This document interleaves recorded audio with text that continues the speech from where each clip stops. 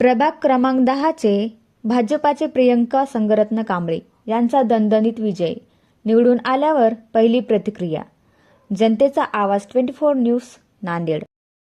नमस्कार, जय भीम. माझं नाव प्रियंका संगरत्न कांबळे, प्रभाग क्रमांक 10. आमचं पूर्ण पॅनेल बहुमताने विजय झालं, त्याबद्दल मी आपली खूप खूप आभारी आहे. धन्यवाद. आपण महिला आहात, प्रभाग क्रमांक 10 मधून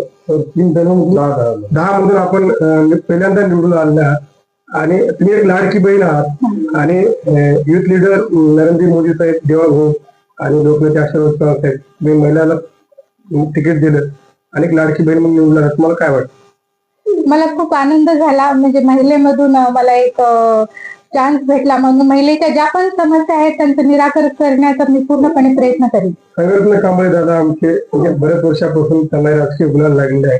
प्रभागात तुम्ही जाऊन प्रत्यक्ष तुम्ही पाहणी केलात, काय समस्या जाणवली? महिलांच्या बऱ्याच समस्या आहेत.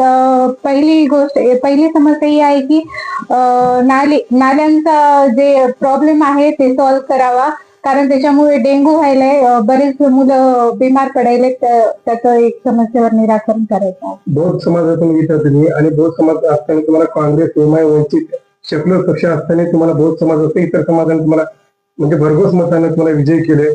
काय वाटते आपलं?